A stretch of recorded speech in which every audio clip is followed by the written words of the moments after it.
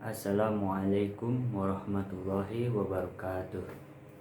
Innal hamdalillah nahmaduhu wa nasta'inuhu wa nastaghfiruh wa na'udzu billahi min syururi anfusina wa sayyiati a'malina may yahdihillahu fala mudhillalah wa man yudlil fala hadiyalah.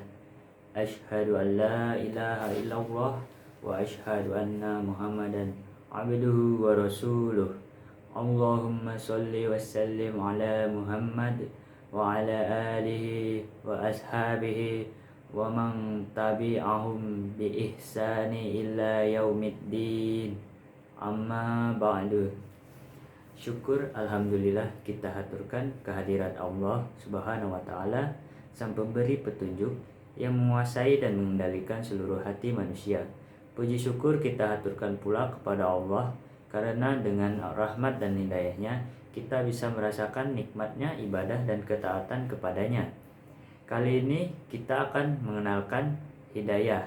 Hidayah adalah sebab utama keselamatan dan kebaikan hidup manusia di dunia dan akhirat. Sehingga barang siapa yang dimudahkan oleh Allah Subhanahu wa taala untuk meraihnya, maka sungguh dia telah meraih keberuntungan yang besar dan tidak akan ada seorang pun yang mampu mencelakakannya.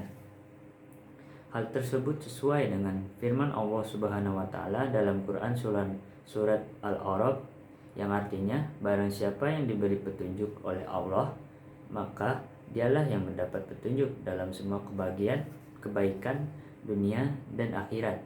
Dan barang siapa yang disesatkan Allah Subhanahu wa taala, maka merekalah orang-orang yang merugi dunia dan akhirat. Oleh karena itu, Allah taala yang maha sempurna rahmat dan kebaikannya memerintahkan kepada hamba-hambanya untuk selalu berdoa memohon hidayah taufik kepadanya, yaitu dalam surah Al-Fatihah, ihdinas siratal mustaqim, yang artinya berikanlah kepada kami hidayah ke jalan yang lurus. Syekh Abdurrahman As-Sa'di berkata, doa dalam ayat ini termasuk doa yang paling menyeluruh dan bermanfaat bagi manusia. Oleh karena itu, wajib bagi setiap muslim untuk berdoa kepadanya dengan doa ini di setiap rakaat dalam sholatnya, karena kebutuhannya yang sangat besar terhadap hal tersebut. Kitab Taisirul Karimir Rahman ada pula tingkatan hidayah sebagaimana dijelaskan oleh Imam Ibnul Qayyim dalam kitab Miftah Dar As-Sa'adah. Tingkatan pertama yaitu hidayah umum. Hidayah ini adalah hidayah pada hewan, manusia, dan setiap makhluk. Allah Ta'ala berfirman yang artinya, sucikanlah nama Rabbmu yang maha tinggi, yang menciptakan dan menyempurnakan penciptaannya, dan yang menentukan kadar masing-masing dan memberi petunjuk. Quran Surah Al-A'la. Dalam ayat ini disebutkan 4 perkara, yaitu khalaqa yang artinya menciptakan, fasawwa yang artinya menyempurnakan, dan yang ketiga qaddara yaitu menentukan kadar sebab maslahat dalam kehidupan dan aktivitas. Yang keempat fahada yaitu memberi petunjuk. Memberi petunjuk di sini adalah hidayah umum kepada manusia, hewan, dan setiap makhluk.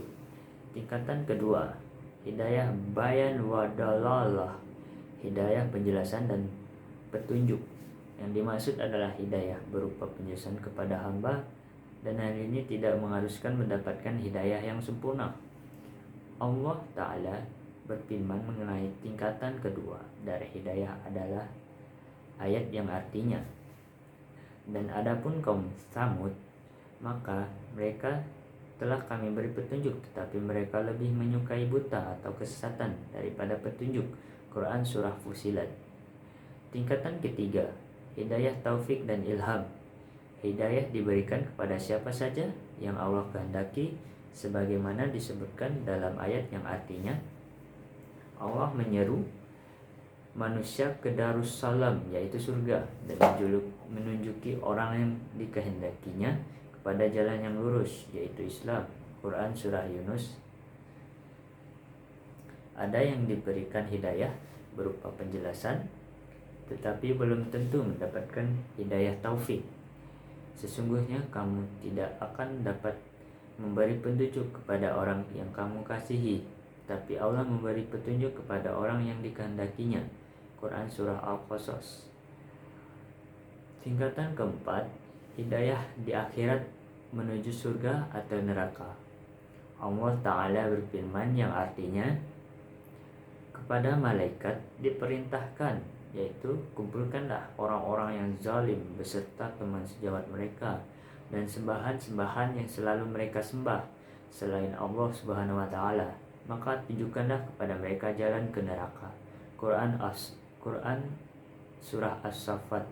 Adapun perkataan penghuni surga yang artinya, segala puji bagi Allah yang telah menunjuki kami kepada surga ini, dan kami sekali-sekali tidak akan mendapat petunjuk kalau Allah tidak memberi kami petunjuk. Quran Surah Al-Alaq. Itulah pembagian tingkatan hidayah dari Imam Ibnul Qayyim rahimahullah. Catatan yang perlu diingat adalah tugas kita ketika menasihati, berdakwah, dan amar ma'ruf nahi munkar hanyalah sekedar menyampaikan dengan sejelas-jelasnya. Hal ini sebagaimana Allah ingatkan yang artinya, dan kewajiban kami tidak lain hanyalah menyampaikan perintah Allah dengan jelas. Quran Surah Yasin. Syekh As-Sa'di rahimahullah berkata, tugas setiap utusan, yaitu Rasul, hanyalah memberikan penjelasan segamblang-gamblangnya sesuai yang diperintahkan. Sedangkan untuk memberikan hukuman bukanlah tugas para Rasul. Jika yang dijelaskan itu diterima, maka itu adalah taufik dari Allah Subhanahu wa Ta'ala. Jika tidak diterima dan yang didakwahi tetap dalam keadaan belum mendapat hidayah, maka Rasul utusan tak bisa bertindak apa-apa. Tafsir As-Sa'di.